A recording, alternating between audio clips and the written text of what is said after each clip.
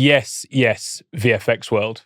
Welcome to episode 6 of the VFX Script Podcast with Motors VFX. We're still out in LA for this one, and I'm buzzing to introduce this next guest.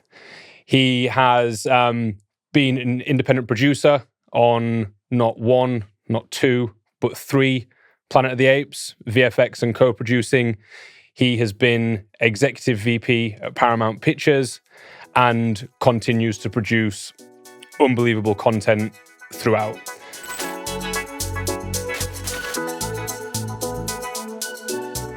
Ryan Stafford, how you doing, buddy? Yeah, I'm good. How are you? Mate, awesome. Pretty stoked to have you on, to be honest, mate. Yeah, I'm excited to be here. I mean, we could just scrap it and talk about golf. Yeah. No problem. Enjoyed the round the other day. Yeah, lost only one golf ball. It was pretty good. Yeah, pretty good. We won't talk about Eric and his attributes either, Yeah. But no, mate, all seriousness, buzzing to have you on. It's not often that we get to sort of speak to people on the studio side, especially over in LA, ears close to the ground. So yeah, much appreciated. Yeah, my pleasure, man. I think let's start with, so you actually were at Digital Domain. Yeah, sort of started my first career gig. in DD. Yeah, a little bit of a rundown of then to now, if you wouldn't mind. Yeah, sure. Well, I mean, if we back it up just a hair from there, I started in LA as a set PA. That was my first gig on a terrible movie. Can you say what it was? Nobody saw. It was called Pretty When You Cry. Okay. And it was a great script that was made into a bad movie. Interesting. Indie level, I think it was like $5 million all in. I was a set PA on that. And then afterwards, I decided to move to LA sort of during the course of that production. And I just started sending my resume out to anybody and anything that looked like it was even remotely tied to the industry in any way. And I sent out 50 plus resumes. I got one reply back, and that was to a company called Digital Domain. Wow. And so I went through the interview process and got that gig. I was the assistant to this really terrific guy named Michael Hymos in operations. And I walked in the door not knowing anything about visual effects, nothing about CG. All I knew is that stuff's being made in computers. CG was a buzzword that was starting to become present. This is in 2000, so CG was still pretty in its infancy. Jurassic Park was only 7 years old at this point.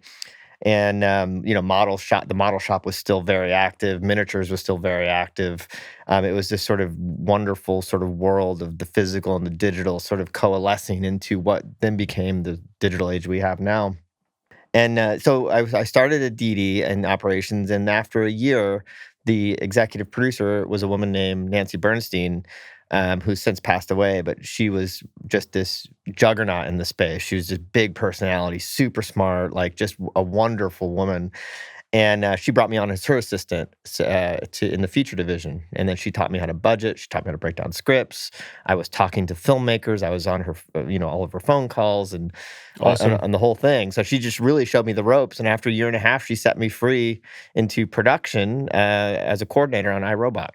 Love that. And did iRobot for 2.5 years. Then did a couple small stints on Aeon Flux and Flight of the Phoenix. And then launched into the studio side and client side. I through those experiences, through that sort of tenure at DD, I really sort of was very attracted by the client side and set that as a goal. So I moved over to client side on a movie called X-Men: The Last Stand, which was a challenging film. It was a challenging film for a first-time sort of client-side coordinator. I got shipped up to Vancouver and went through a few visual effects producers on that show before we landed on a guy named Kurt Williams, who he's still a very good friend of mine. Great name. Yeah, wonderful guy. Yeah, hi Kurt. And then he and I did a couple movies together. I bounced around a little bit, but he and I did a couple movies together. We did Incredible Hulk together, and then we did Rise of Planet of the Apes together. In that time period, I hopped into a Toronto facility called Soho VFX and did some work with them for a couple years. Basically, this story is just showing you the sort of family album of everyone in my film family. Because Alan Maglet at Soho is still a very close and dear friend. then the Apes sort of set off. Rise of the Apes set off a sort of tenure on all of the entire Apes franchise, to where on Dawn of the Planet of the Apes, Kurt happened to be booked on another show when that movie got greenlit, and the director sort of gave me the baton to get promoted up to a visual effects producer, because on Rise I was the associate producer. And so we did that movie. It was my first movie as in the big chair, and I was dealing with a budget that had not been seen at that point at Fox, except for Avatar. So like I get this dump truck full of cash to spend on a giant visual effects movie, and just kind of like faked my way through it. It was quite an adventure, and then that led into Age of Ultron for Marvel, then War for the Planet of the Apes. And then Call of the Wild, which I was the executive producer on. And then I went into the studio side of Netflix and Paramount. And then that has brought us to just about now, where I've done some work in AI. I've done a lot of independent development as a producer. And now I'm producing a series for Disney+. Some story, dude. Yeah, it's been a fun ride. That's pretty damn cool. A fun ride. I love it. And we're definitely going to come on to AI in a bit. But, and you kind of answered the question already I was going to ask, sort of the thought process between going from DD onto the studio side. But what was it that just made you kind of say, that's the path I want to go down? I've been interested in filmmaking since I was a teenager, and sort of the allure behind looking through a camera lens has always been something that's been attractive to me since I was a little kid, and telling stories and all of that. So as I was sort of learning the ropes of digital domain, especially back in those days, was super like filmmaker friendly. Yep. Like it was they put everyone in that company got put into some sort of spotlight in the best of ways. We talked to filmmakers, we interacted with them. Like the studio executives would come by all the time. We saw like heated exchanges. We saw glorious deliveries. Like it was a really sort of exciting, view on the industry from literally in Hollywood's back door. We were in Venice at the time. And so through that, I got really sort of smitten by the filmmaking process. I was already there, but now I could see it. Now I could reach out and touch it. And I saw the client side as an even closer touchstone to the actual process, being with the actual editors, being with the actual director, going on set and actually sort of witnessing, everything unfold was so attractive to me. So I really sort of said, well, that's my next step. I just want to be there. I want to be in the room when it happens. Awesome. And to be honest, I mean, that kind of makes a lot of sense. And for people that are, listening or watching this, you mentioned some pretty key, I guess, differences there between, what vendor side can look like and what studio side can look like. Obviously, being on set is a big thing. Working with a studio is a big thing. But is there any other kind of differentiators between what studio side VFX production looks like versus being on the vendor side? For me personally, it's the interaction that I have with the director. Mm-hmm. That is probably the biggest difference that I personally gain from being on the client side. Is I sit with the director, coming up with the ideas, pitching ideas at the director, sort of taking their vision and running with it, and casting the right sort of setup of artists and facilities to execute. I find that to be just super fun. It's really. On the vendor side, you're sort of more on the receiving end, and it has its perks, and certainly there's a lot of cool stuff that happens within the facilities. But you're on the receiving end of the ideas that have already been put into motion. Where on the client side, I'm part of the sort of think tank that puts the idea into motion. Fascinating. Is there a director in particular or a film in particular that kind of stands out for just like being creative? Awesome, stands out against the rest from my experience? From your side. War for the Planet of the Apes is probably the hardest and the most fun I've ever had on a film. Matt Reeves, the director, is a wonderful person, and he and I became good friends throughout that process. And we spent a lot of time together. I mean, hours and hours and hours we would spend on breaking down the script and going through ideas and in prep, or if it was on set, we'd walk the set together, or in post we would sit in the screening room for literally 8-10 hours at a time looking at animation and talking to Weta and all these things. So it was a really fulfilling experience, to the closeness that Matt and I became as friends and as collaborators and as colleagues. It really allowed me the access to sort of pitch ideas and be part of the process and sort of work the story and all that. And Matt's he's the right. He wrote those scripts. He's a very focused director, and as a result, he thinks he has it all thought out, like every soup to nuts. He's got it all thought out. So when you pitch him, it's really difficult because he's already thought about every single which way you could approach it. But every once in a while, I'm like, well, we have this problem. We've got to solve it. So here's a couple pitches, and it would always a crapshoot. I always say, like, if I hit 20% success, I was like in good shape. But that's what made it so fun. It was Brilliant. Like it felt like a true collaboration. That's awesome. And I mean, look, we're some years on now, I guess. Do you feel like there's still that connection and collaboration in terms of sort of the directors and visual effects? Is that something that's still there, going strong? I mean, I think it's even more present. I mean, on Apes, that was, among the bigger visual effects movies at the time in terms of screen time and budget and all those things. I would say as we lean more into digital as the solution and we are more confident in what digital can provide as a storytelling device, it makes visual effects even more closely to the creative process, because in some cases, the story is predicated upon the visual effects being successful. Like if you look at any of the Marvel films, if you look at any of like Sonic the Hedgehog films, or any other of the franchise films out there that really rely heavily upon visual effects to be the key narrative engine of the film, that makes visual effects have an important seat at the table. Makes sense. And I mean, talking about technology and software and stuff, seems like we're in a bit of a reset phase potentially, with a new normal potentially coming. That said, I mean, I've kind of heard that at least for the next couple of years anyway, visual effects will still be done in a kind of sort of legacy sort of thought process and mindset. Is that accurate, or do you think AI might be coming a bit quicker than that?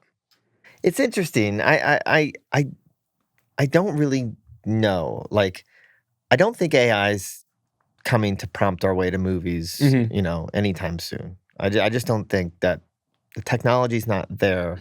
The desire's not there. I always, whenever the industry's in a period of turmoil, I always sort of just glance at the music industry, because I feel like the music industry has done what we're doing now like 5 years before us or 10 years before us, like streaming, pirating, all of those things the music industry went through before we did. And even in the replication of music and sampling and electronic music and all these things that sort of take the musician out of the equation to a certain extent, but people still go to live music. They still go to concerts. Like Taylor Swift is still making $1 billion on her tour. And that says to me that there's still a tangible human element that I think people really appreciate in the creative experience. And I want to say that that's going to maintain, even in my closeness that I've had with AI, I still find that the most successful ventures in AI are led by the human experience. And AI is a tool, it's supplementary to the process, it's additive to the process, but it's not the process. So I feel like there are procedural things that I think can be replaced by software, by machine learning, by AI. But in terms of like the actual creation of things, I think that's going to stay, similar to the fashion it's done now. I think there'll be sort of shortcuts and things to sort of enhance that experience. Just like, what I think Unreal did, when it came on the scene in earnest a few years ago, that while that's not AI, it simplified the way we visualize things in a huge way. And I think that really enhanced the creative experience. So I feel like AI could be another level of that type of implementation. Yeah, with you. I mean, I think the reality is if it can become a tool that, as you said, is complementary, actually allows for more efficiencies instead of, removal. of people, then it can't be seen as a bad thing. And it seems like, studios are being quite sort of wary about it and making sure that it's ethically being utilized. Seems like some AI companies are potentially scraping, for example, for data and whatnot. And it seems like that's something that studios are like saying no to, which is kind of cool. You mentioned that you've been working closely with AI. Mm-hmm. Are you allowed to talk about that a little bit? Yeah. I mean, we'll make everyone sign an NDA. Yeah. Everyone that's watching. Because I think what you just said, I think, is such an important detail in the adoption of AI. And I think that's the ethical nature of how it's rolled out, and also the legalities of what's defensible, what's copyrightable. Mm-hmm. So I think both of those sort of things culminate into how can AI be pursued while achieving both of those things? And I think the answer to that is in the clean model. Mm-hmm. Where you're not dragging for dirty data, like the data is defensible. And I've been working with a company called Asteria, who's a creative company. Yep. But they also have, they're also building their own model that sort of jumps over those hurdles and can hopefully get to a place of adoption much more rapidly, where the studios can look at it and analyze it legally and ethically and say, yeah, this is the right tool for this job. And backing up from just that, because the studios definitely live in a legal space. I mean, that they're big corporations. Yes. And they have big IP, and they need to make sure that they're protected for all the right reasons that they should be protecting themselves. But then there's the other side of it, which is the creative experience and the ethics of the artist, and making sure that artists aren't cut out of the equation, that their art is not being used again without the proper sort of payment as a result. By the way, that's another thing we take from the music industry. Like somehow, and I don't quite know the economics of it, but Spotify and Apple Music and all these things figured out a way to pay the artist based on how many times their content is played. I know it's fractions of pennies, but at least they figured out a way to sort of get the money back into the hand of the creators. And I feel like if we can figure that out in a sort of AI space, I feel like that's a similar type of rhythm that I think it would be good for adoption. But in terms of keeping the artist at the center of the creative, like at Asteria, it's artist-led. There's artists sitting in workstations doing animation, pencil sketch animation. They're doing designs. They're doing paintings. They're doing all of these really sort of like handcrafted techniques that then are applied to LoRa training and so on, that's able to expand worlds based off of the ground truth of artist-created material. They just released a short called Kuko. Okay. Well, I don't even know it's called that. I think it's Kuko Town is the sort of origin of where this animated short takes place. But I highly encourage anybody that has hesitancy or curiosity where it stems from what creative-led AI looks like to check out the finished video and then check out the behind the scenes. And while we were making that project, the director Paul Trillo was like, you know what artists don't like to do? They don't like to draw like 1,000 windows. Like that's something that is not creative. That becomes a sort of ones and zeros types of application of like, all right, I'm going to draw another one. I'm going to draw another one. I'm going to draw another one. So we had artists doing pencil animation, like paintings, concept art, all these things that were sort of multiplied out in a way to create this piece that could not be done by hand. Yep. Like it would have been prohibitively expensive and taken prohibitively long. So it was very additive to the experience. So I guess listening to that, there could actually be a sort of conversation around, these individuals that are working on these projects to actually having more creativity than previously before. Kind of in the sense of, when you're talking about the difference between studio and vendor side, and on the vendor side, the kind of creative process has been hashed out to a degree. With this, they're actually getting to just be creative off the bat, using their own thought processes and just getting to go to town on making assets and storyboarding and whatnot without anyone saying it has to be exactly like this, I guess. Yeah, and I think it gets the ideas out much faster. Yep. Backing it up to sort of where like sort of AI is like truly, I think, thriving right now is directors and storytellers at home without the financial resources, because they don't have the ideas sort of fully vetted yet, are able to sort of put imagery to the ideas that they can take to a buyer or an investor or a partner and say, this is what my story should look like, something like this.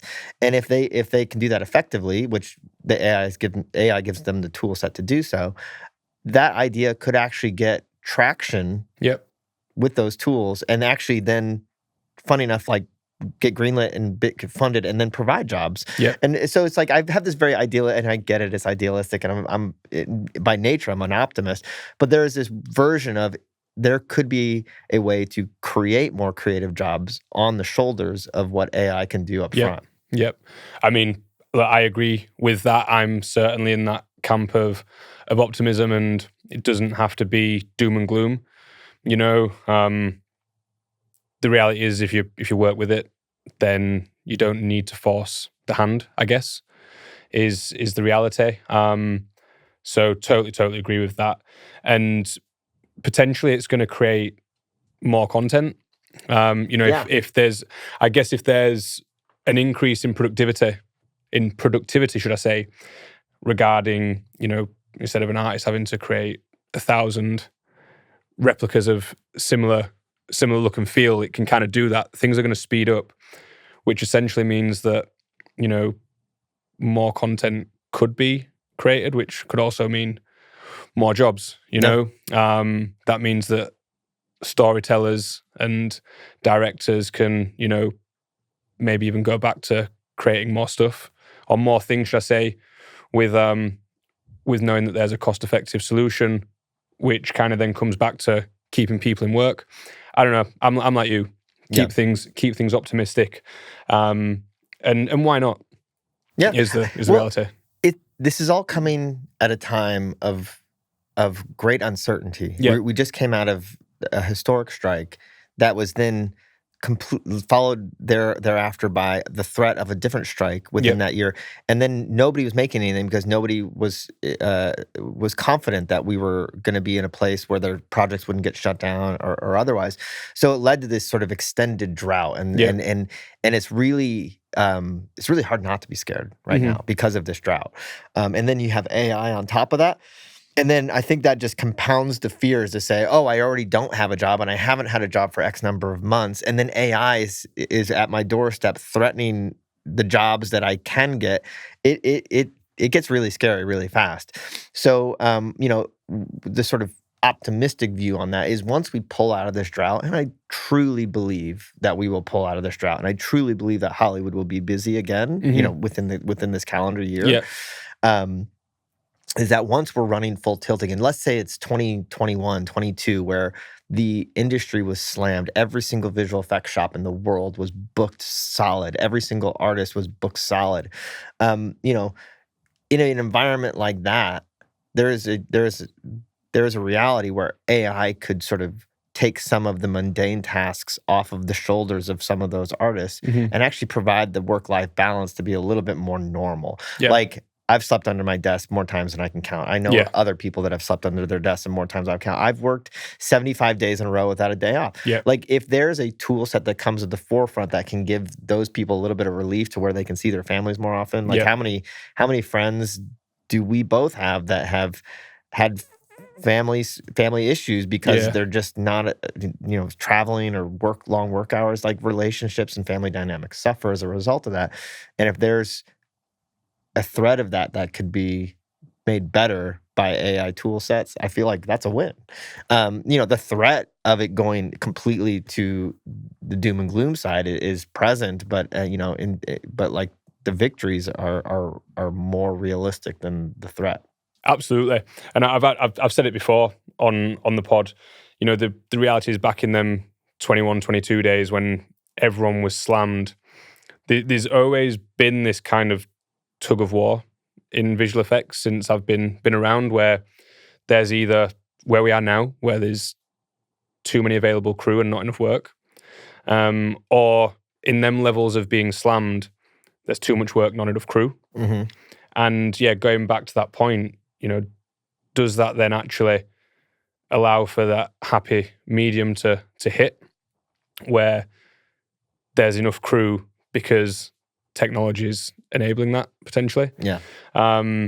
Because there's a deeper rooted issue there when there's not enough crew, or there's too much crew available. You either get rates being driven down because there's not enough work available. So vendors, essentially see where they can get to and land on rates. And also you get, on the flip side, artists getting paid way above what they normally would have been paid. I'm not saying that isn't deserved.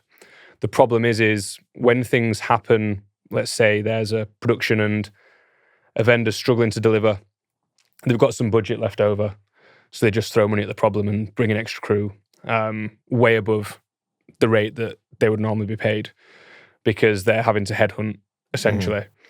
It then creates a situation where people start to live a different life. And then when that contract finishes, it puts them in a sticky situation as well.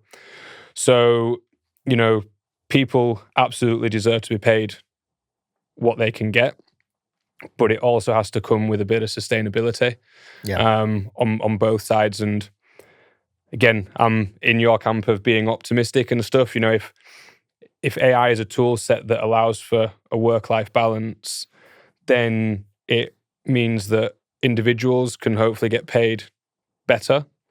Or certainly, even if they're paid similar but not working 16-hour days. Yeah. Right? They shouldn't have to work 16-hour days to make that wage that they need to live. Exactly.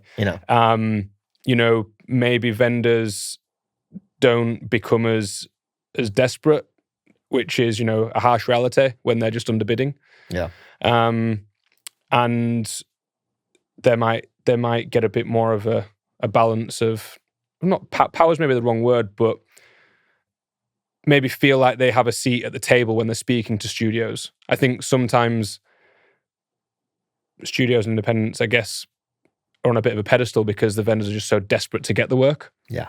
And, trying to essentially remove that kind of scared thought process. If tech can help do that, because you've got a better sustained team, meaning that you can bid in a different manner, or at least be able to work with that bid better.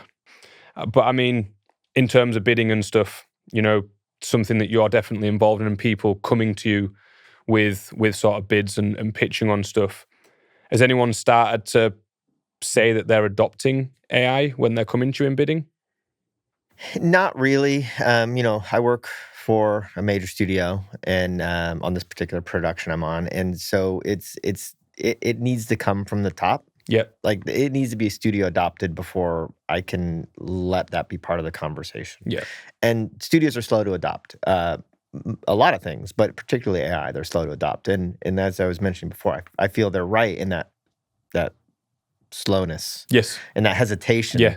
There's lots to be learned from AI, and I think we need to let some of this stuff play out in the courts and lawsuits that are already underway to sort of really challenge what the sort of legal parameters are surrounding AI. And then once those are more defined, I think you'll see studios to start to jump in a little bit more, but cautiously. Yep. So AI comes up a lot in conversations with facilities and individuals. It's not just companies I talk to that say, "Hey, can I implement this AI workflow?" It's straight up individual artists. I hire individual artists on my show as much as I hire facilities, and it's a constant conversation, and we have to be really aware of it. In the development phase of things, and on this particular show, we're not into any of this, but in the development phase, like, AI is a lot more prevalent. It's a little bit looser. That doesn't go final to screen. And like I said, it feels like this idea machine that gets things started. But when it actually comes down to okay, now we're gonna put this AI practice into play, into a production environment, that's where we go, let's hold off on that for right now. Yep. On other productions, we've seen it come up. Like Metaphysic has been really big in the space, and Sure. and their techniques are really amazing. And it seems to be going by, like people seem to be accepting that sort of use case. It feels like they've figured out a special sauce that like is really working. And I feel like people don't have a whole lot of, I don't even know if it's AI, but from the traditional the definition of what we are considering that to be now. But there's other sort of procedural things like stereo conversion and re-lip sync for foreign territories and things like that are starting to become a little bit more common, that I'm starting to see sort of like in my sort of network of friends and things like that. They're starting to put that into play a little bit more freely. Got you. Interesting. Yeah, I mean, we're going to see what happens in the next 3 to 5 years, I guess. I'm going to see it adapt, should I say? And we'll hope it's a better place. It's exciting. Yeah. It's exciting. I mean, look, I think, with innovation, all the fear that it comes with, I feel like there's also comes a lot of opportunity. And I feel like there will be new jobs or sort of that are created, or an old job is adapted into a new sort of condition and using that tool set. Will there be elimination of certain functions? No doubt. I mean, that's just what happens with innovation. Like when the car was invented, people that tended to horses, were phased out. They're still not horse and cart down Sunset? No. It depends on what holiday's happening. There's a whole host of new jobs that'll spark up as a result of supporting that effort. Yeah, no, for sure. What they are, I have no idea. But yeah, absolutely, and it'll all become clear. And just again, obviously in 1 month we've seen obviously the giant of Technicolor. Things have gone south there, but then in the same month, Cinesite have just been given a massive injection of cash. Yeah. So it does kind of promote optimism. I was very excited about that Cinesite injection because surrounding this sort of doom and gloom nature of things. Yeah. Even when you and I were half coffee, we're like, who's going to be next? Like, what is it? And then you see this sort of report that's like, oh, okay, there's still people with big bucks that still believe in this industry, and it was very refreshing. Yeah, totally agree. And it was a nice thing to see in a pretty doom and gloom month. Yeah, realistically, and as you say, if that's just one facility, I'd like to think people on the outside looking in, it wasn't a small amount of money. Yeah. So there's going to be eyes on visual effects now, that aren't in visual effects. I mean, investment is going to become a bigger thing potentially. Mm-hmm. And I mean, I was speaking to Joseph about this on a pod previously. Investment can be seen as a positive. Yeah. It's just trying to manage the expectations and work with an investor that I guess understands that as well, right? I guess a really good business model is a super creative individual that has the backing from an investor that both kind of meet in the middle. Yeah. Right? You've even without an investor, if you've got a producer and a supervisor working together, I'm sure that the meetings consist of the creative wanting to do more, mm-hmm. and the producer saying, hold back. Yeah, I mean, by the way, that you just described the entirety of why the film business is so much fun. Like, when you get those two forces opposing each other, like, that's where the creative juice comes from. Yeah. Solving problems, right? Yeah. And you've got people that can look at it in a negative way, but when you have two people that are disagreeing on something, but then it's like, let's find a solution to that. Amazing. Yeah. So if outside investment is coming in, if that is the thought process, I don't see it as a negative. I agreed, and there's a version of this with outside investment, with advancements in technology, and these things all becoming more within reach could put visual effects companies into the content creation game as well. Like seeing what DNEG is doing right now, producing their own films. It's remarkable, and it's a really cool thing to see. That visual effects companies have been trying to do for years and have had varied levels of success in doing. But it's nice. I would love to see more of that. I'd love to see, like, cut out the middleman. Like, the visual effects companies are now also producing the content. Like, they're developing it creatively and seeing it through and finding the investment, finding the buyer, finding the distribution, whatever it is. Which is really cool. I know that Dimension guys back in London are sort of seeming to do that as well. And yeah, as you said, more folk that can do that. It's one, from a creative point of view, going to give them a bit more creative freedom. Mm-hmm. But back to the task at hand, potentially keep more jobs.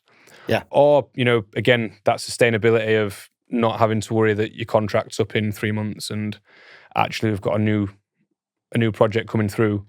And I think that's where, that's where the creative really lies. I feel like over the last few years, shows and features that have kind of really landed have been them kind of lower budget ones. Mm-hmm. Where I guess like the director and the writers are, it's like they've got this shot, they can't mess it up. Well, they can, but Yeah. I guess where I'm going, and it kind of lands in the amount of, I guess, even actors and actresses that you've seen their careers just take off, because of that lower budget project or feature, for example. So if that can happen from the visual effects standpoint as well. And if they're creating their own, if visual effects companies are able to sort of crack that nut and create their own content, they also get to reap the rewards when it's successful. Yeah. So it's it's like if you take any of the major multi-billion-dollar movie earners out there, at the Avatars, the Marvels, etc. The visual effects companies aren't earning extra money when the movie makes $2 billion in the box office.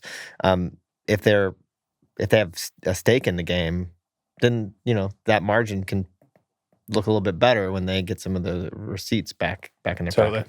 What about yourself? Fancy? I don't get residuals. Jumped straight in. Yeah.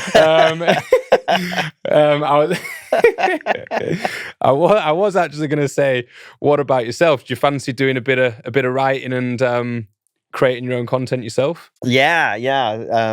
Not writing. I'm not much of a writer. I'm a putting people together type of person. I like meeting people and coming up with finding good ideas and finding people to sort of bring those ideas to sort of more focus and expand those ideas, etc.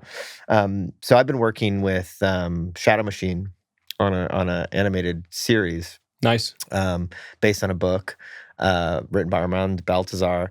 And we've been having a great time. So we've been developing it. Mark Guggenheim has come on as our showrunner. And we're going to start taking that out to market in the next couple months here. And so I'm super excited about that. I have a few other projects that are sort of in the swirl of things. We've been hitting the sort of pitch circuit, trying to get things out there and developing those things. And by the way, that's super hard. Yeah. Like it is a very different game. Like I grew up in the studio system. Yeah. And I'm handed scripts of projects that are either near greenlit or already greenlit. So actually sort of bringing it up through its infancy myself and sort of trying to find that traction and trying to find that financing and trying to find the cast and whatever. Yeah. It's really challenging. It's a very different muscle. I guess something that you massively believe in, right? Which is why you're taking it out to market. And for someone to potentially not necessarily agree with your vision or your excitement, I guess is an interesting feeling. Yeah. And the question, which is, this is the chicken and egg that's existed since the dawn of cinema, is like, we love the script and we'll give you the money as soon as you get cast. And you're like, oh, okay, great, I'll go get cast. And then you go talk to cast and you're like, great, I love the script. I'd love to be a part of it. As soon as you have financing in place, I'm in. And it's like, and you just can't, it is the chicken and the egg. And it is such a difficult sort of thing to crack that you really have to, I don't know, but you have to start with a friend or something like that to sort of say, okay, I'm friends with Brad Pitt, let me talk to him, but I'm not friends with Brad Pitt, so I don't know how to get him. Yeah, that'd be pretty handy, right? Yeah.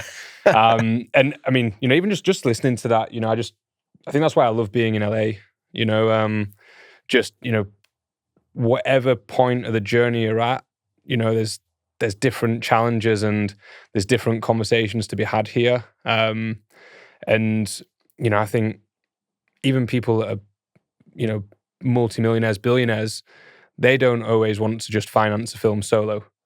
Even they're going to try and find people to come in with them. Yeah. And I love the energy around that kind of thing here. It's awesome. It's a ton of fun. It's not for the faint of heart. And a friend of mine once said, creative producing, like straight up development producing, he goes, producing is a rich man's game, which meant that not the fact that you have to have the money to finance the movie or whatever. It's a rich man's game in that you're not going to get paid on the project you're working on right now for another couple years. Yeah, because the producers don't get paid until it's picked up. And there's financing in place, and then the distribution of their producer's fee comes forward, and then usually, depending, especially if it's an indie film or whatever, that's not a lot of money considering the expanded time it takes to get that to that point. Yeah, and you don't actually really make any real money until like it goes out into theaters and you start making the residuals. Hitting all the film festivals, it sounds like real life Entourage.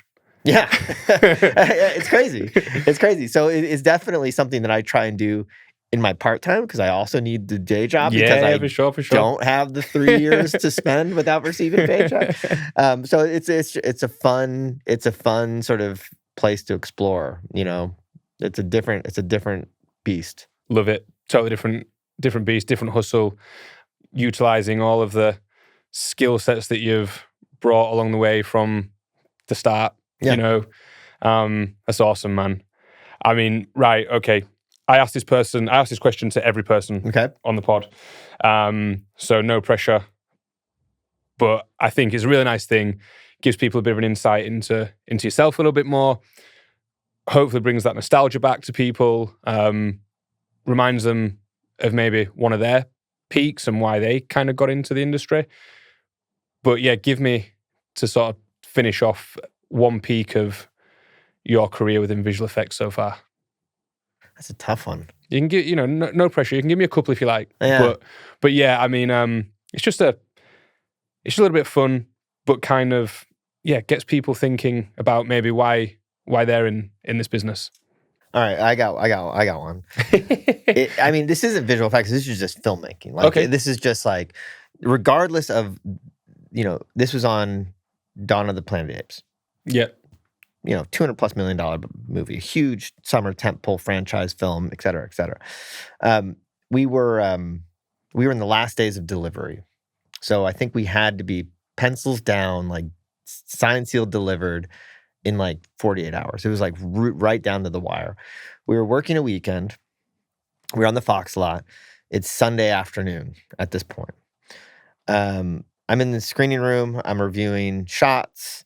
And we have this opening sequence. For those of you that haven't seen the movie, we're sort of circling around the globe in this sort of motion graphic sort of way. And on each continent is a piece of news footage that's telling the story of the global pandemic that leads to the story that we're then going to come into and realize that the human population has been largely wiped out and, overgrown cities and so on. So this is the sort of news clips that are telling the story. And we had to get clearances. It's all stock footage, all stuff that we sort of licensed and bought and paid for and whatever. But the clearances on them were still pretty strict. So we had to make sure that no logos were in there, recognizable faces, and depending on what the source footage was, we had to be particularly cautious about recognizing faces. And there was this one piece of footage that was a hospital lobby with dozens of people wearing medical masks, clearly waiting in line for some. This is before COVID, so this was like, now that's common, But back then, this is like, okay, well, this is a thing. And so we were sort of going back and forth with Fox Legal, to try and clear all of these pieces. There was dozens of clips we needed clearance for. The only one that didn't get cleared was this one clip. And we had 48 hours to find another one. And so legal's like, you can blur it, find another clip, or just cut it out of the movie. So we're like, okay, what level of blur do we need to do to it? We were pixelating it. Okay. So we did a test, and they said more. Oh, that's good. And it was literally just colored squares. It was undiscernible of what the footage actually was. So like, okay, well, we can't do that. We can't find another piece of footage because we just don't have the time, and to represent the same thing we'd fall into the same problem. So Aaron Downing was our sort of SVP of post at Fox at that time, and he was the one sort of shepherding the post efforts for that movie. Okay. Wonderful guy, super funny, and we always had a really good time working together. And he's just like, he gets off the phone with legal, and this is like 5 o'clock on a Sunday. He hangs up the phone with legal, and he goes, we can't get this cleared. And I go, well, I said, how many people are working for us right now? Like, we were on the lot, editorial was going full, visual effects was going full, we had the mix stage going full. Like, we had a lot of people working on the movie at 5 o'clock on a Sunday. I go, how many people do you think we have working for us right now? And he's like, I don't know, maybe 40, maybe 50. I don't know. I go, one of my crew always carried a DSLR with them. I go, you got your camera with you today? And he goes, yeah. I call up my PA and I go, I think they were out doing a dinner run or something at that point. I go, hey, swing by CVS and grab all the surgical masks that you can find. Just grab all of them. Just buy them and bring them back. So they did. And then we got everybody that wasn't actively doing a task at that moment. So like if they weren't like literally like controlling the soundboard at the moment, we grabbed them and we brought everybody into the lobby of the sound stage in this sort of post sort of mixing sound stage at Fox. Gave everybody a mask, and then we gave everybody instructions, and then we had them line up in the same way that was on the stock footage clip. And then everybody walked down the thing looking sick with their surgical masks on. We filmed it with the DSLR, and then we had everybody sign clearances. And then we sort of slapped it down, and like figuratively, of course, we slapped it down. It was like, there's your clearances, there's your footage, let's go, and it's in the movie. How amazing is that? Like you have all the financial resources in the world on a big studio summer movie, and it literally came down to some indie filmmaking antics to get it done. And it was so fun, and it was so satisfying, and it was just, I was so charged with just being like, just like the excitement of like solving this problem with just plain old film tricks. It was really fun. That is epic. Yeah, it was really great. That's pretty badass. Yeah. Mate, what a way to finish this episode. Thank you so much for your time. And I can't wait to get back out here, meet you on the golf course. And I'm going to give you a run for your money this time. And get back after it. Yeah, man. Cheers, mate. My absolute pleasure. Thanks for having me.